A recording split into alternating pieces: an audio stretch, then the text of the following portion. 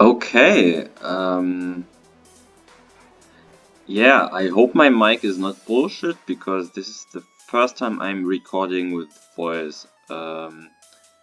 So I just did the glass gauntlet and I won.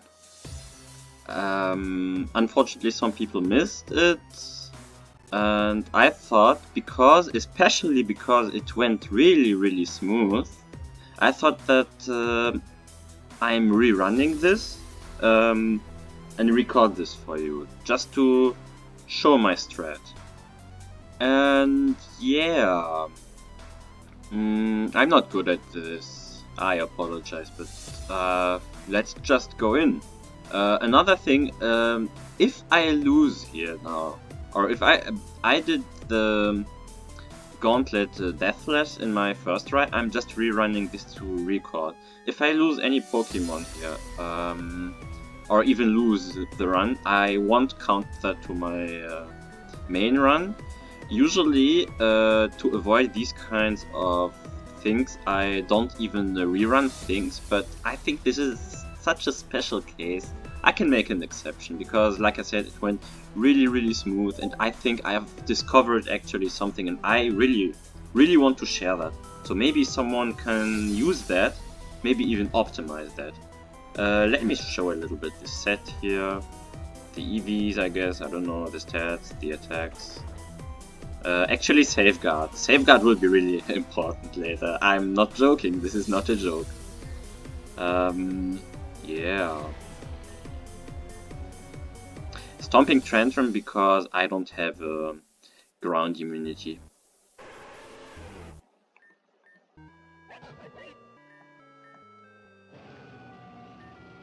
I will explain when we go through, and hopefully I do a good job at explaining.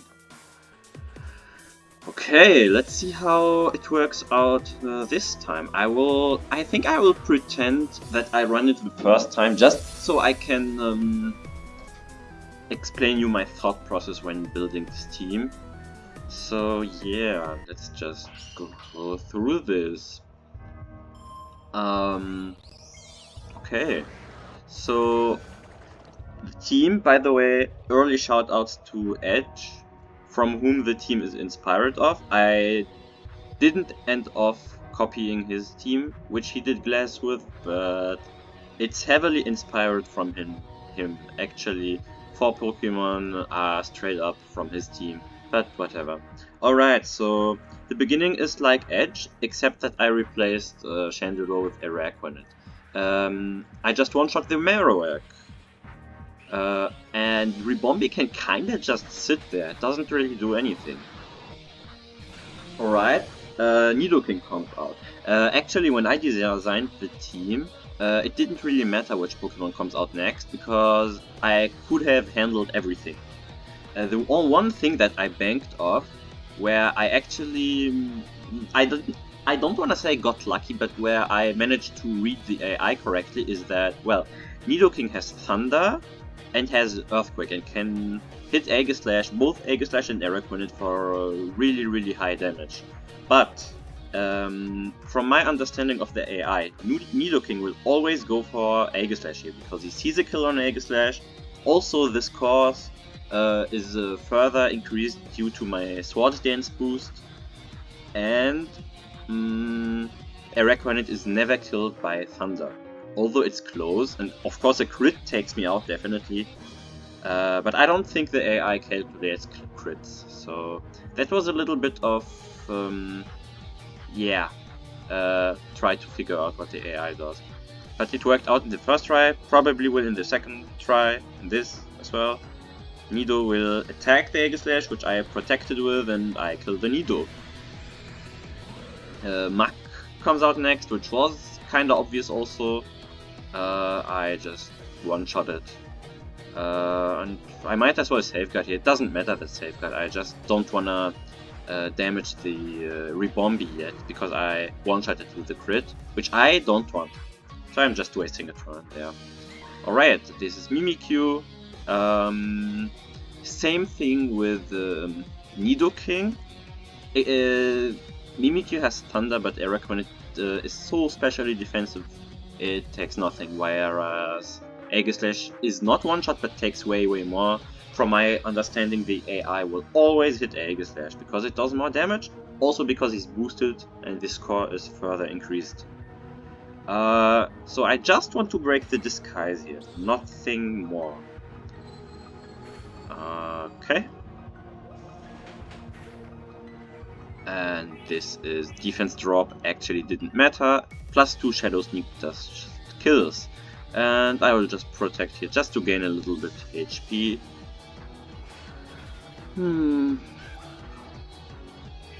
Alright. So this is why I brought Gauntlet. I waited for this Primarina to come out. Primarina only has spread moves, and you can kinda guess what that means, right? Yeah, I just spam Wide Guard and boost my Aegislash to Oblivion. And +6 means I can Shadow Sneak through Shelly's team. Because even at +4 I failed to kill the Yanmega, which actually is probably due to my bad attack EVs, IVs.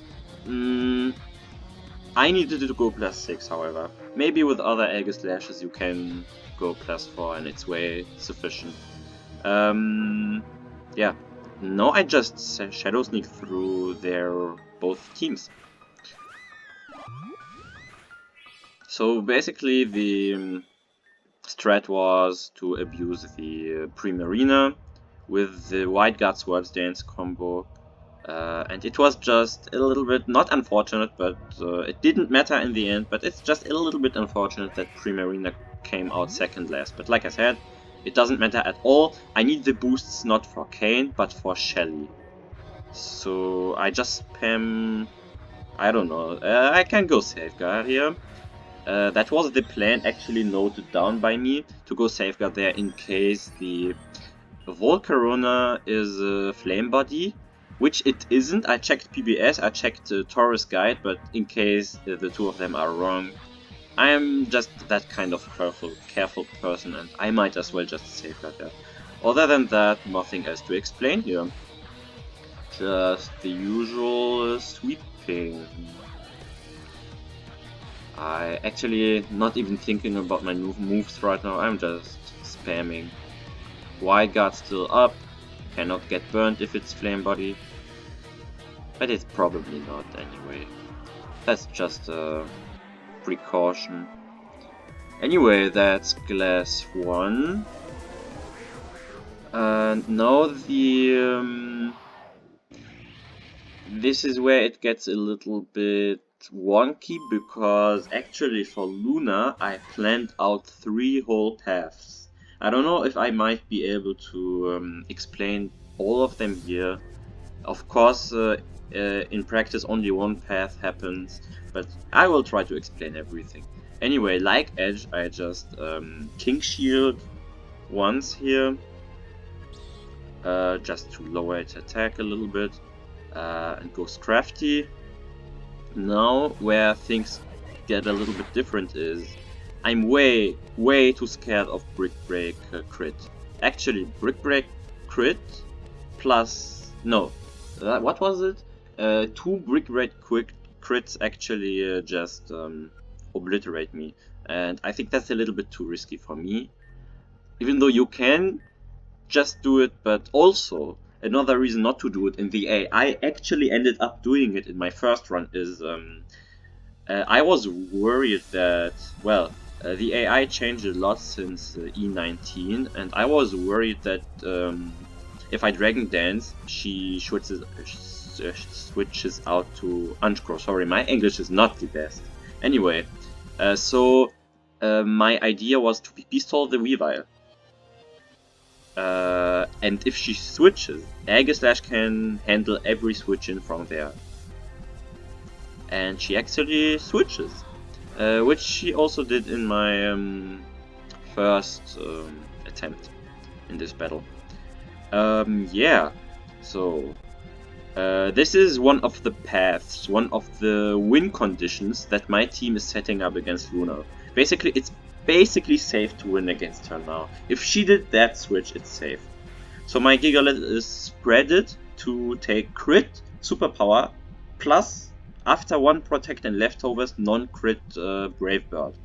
Which means if she crits superpower, which she didn't unfortunately, she has to go for a second superpower because a Brave Bird, because the AI won't see a Brave Bird kill after that. She didn't here, so no need to show that off.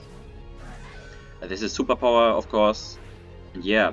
Also, I need to keep track the Sucker Punch DPs here. She used 1 Sucker Punch, and she doesn't know yet that I have a setup move. So she is 100% going for Sucker Punch here. Yep, that's +2. I need +6 to sweep, by the way. Spoiler alert.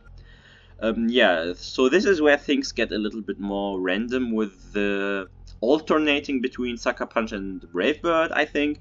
Maybe someone experienced more than me in the AI can always tell what it will go for, but I decided to just from here on alternate between King's Shield and Swords Dance until I am +6. This is Brave Bird, so I explained it that way that she saw I have a setup move, so the Sucker Punch score gets lowered further. But she went for that here again. I don't know about that, I don't understand that, but I'm just alternating here. Actually, that's optimal what happened here. In my first attempt, it actually Brave Birded me, while I Swords Danced. With the third, never mind. It was the third Swords Dance, so actually she did. I think she did the same thing, but she has 1 Sucker Punch left, and in my first attempt she didn't Sucker Punch me here. Wait, she has 2 left. Never mind. I think I lost track. I can't speak and wow. Yeah, I need to practice this. Anyway, she should still have some Sucker Punches left. I think 1. But she's not going for it. I think because in my first attempt it didn't go for it. Assume she goes for it. I'm spreaded that I take crit Sucker Punches really well, so that's not an issue here. And that's another sweep. And if I don't misclick because I need to switch moves 1 time, that would be Luna or Glass 2. She just dies here. By the way, I need +6 or else... I need +6. But even then, I usually don't kill the Absol. That's why I said Stealth Rock, by the way. I didn't explain that. Okay. This is Ironhead, so... yeah. No, I can't lose anymore. I mean, of course I can't lose them anymore. I always assume I can't misclick, so... that's Glass 2. And... yeah. So... my team is designed, actually, to have especially great chances against Glass 3, which is Sarah and Radimus. I go Ninetales here, which has Drought, which stops the hail, which stops the Aurora Veil. While this is where Safeguard gets really important. I could not ever have afforded running Lumberry on Ninetales. But the Clefable has Thunder Wave, and spoiler alert, I will use the Ninetales to sweep through their team. But if it gets paralyzed, this will get really ugly. That's why I spreaded Araquanid to have more speed than Clefable, to always Safeguard before it Thunder Waves.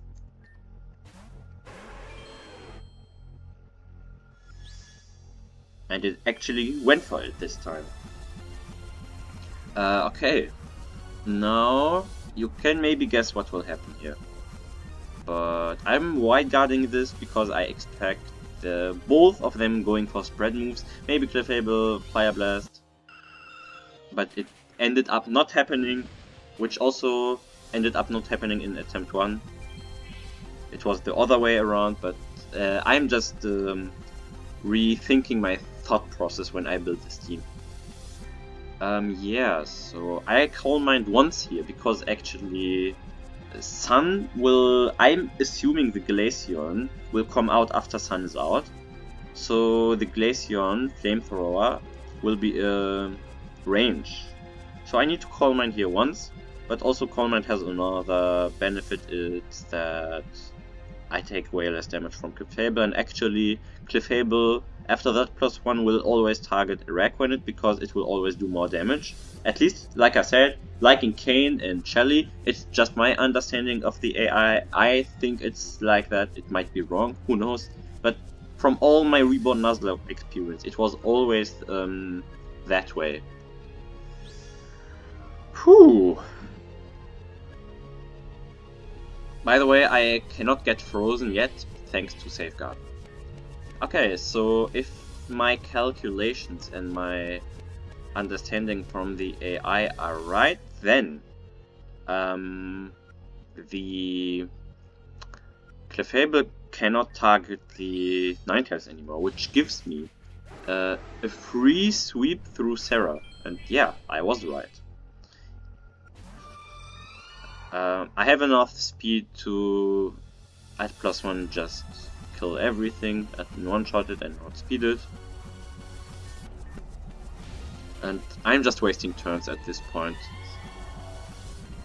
So yeah, Clefable will just focus the Araquanid. Also, it won't go for its spread moves as much because I already showed Wide Guard, which lowers the score of these spread moves.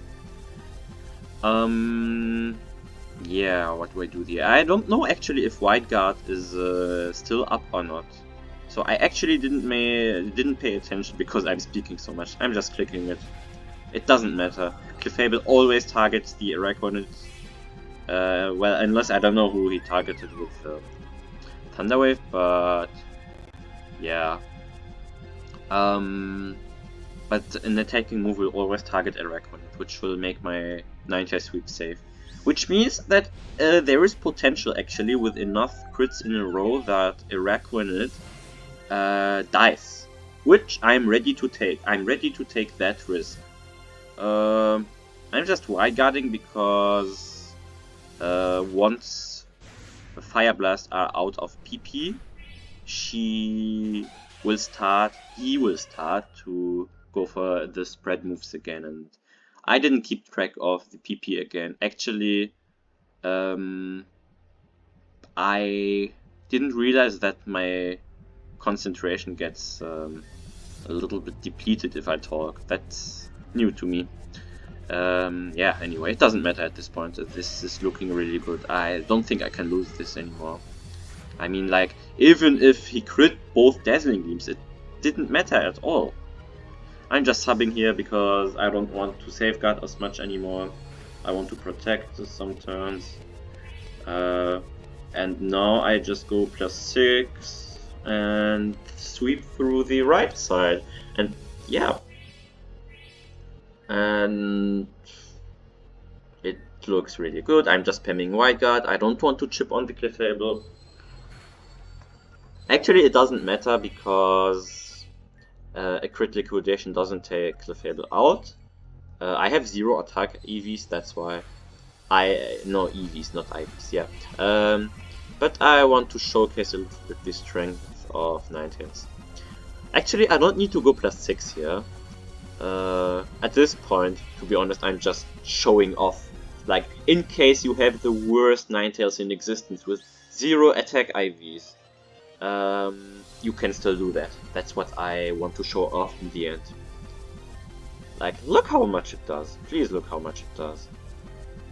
Oh, actually, what I failed to do last time in my first attempt, which didn't matter, is that I actually don't want to stay in on Araquanid here anymore.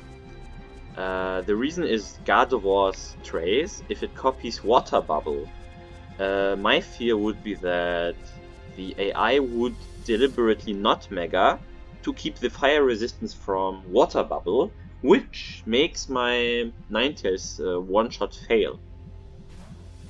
So I do this.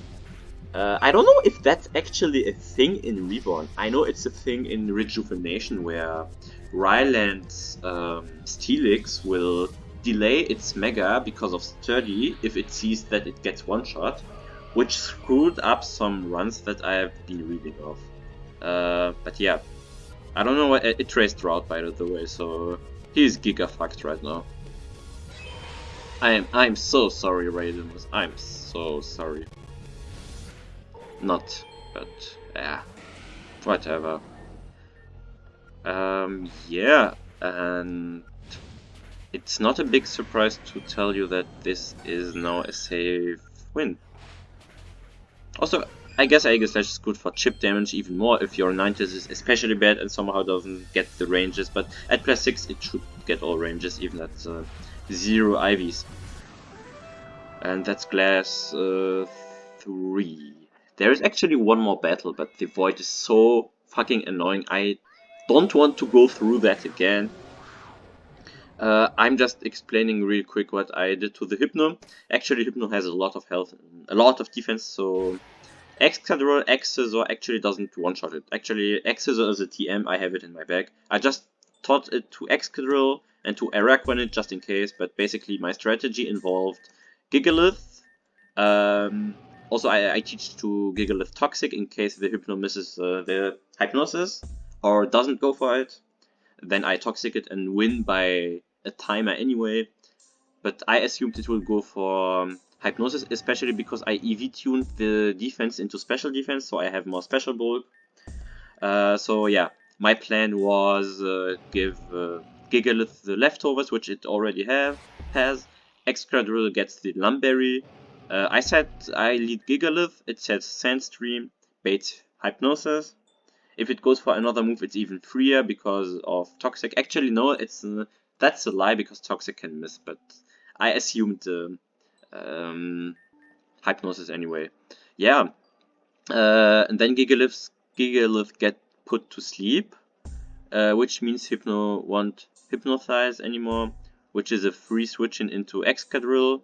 In my first attempt, it actually calm-minded, which was a little bit scary because I really assumed Dream Eater, but I think maybe the EV tuning was a mistake because it didn't bait Dream Eater. I don't know. Some of you guys can maybe tell me that.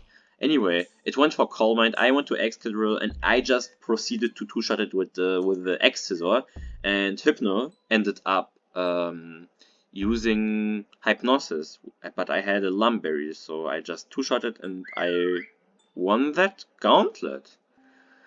Yeah, it made sense that it goes for Hypnosis versus Excadrill because... Oh, one other thing I forgot, I EV tuned the HP into Special Defense, so I had the max Special Defense.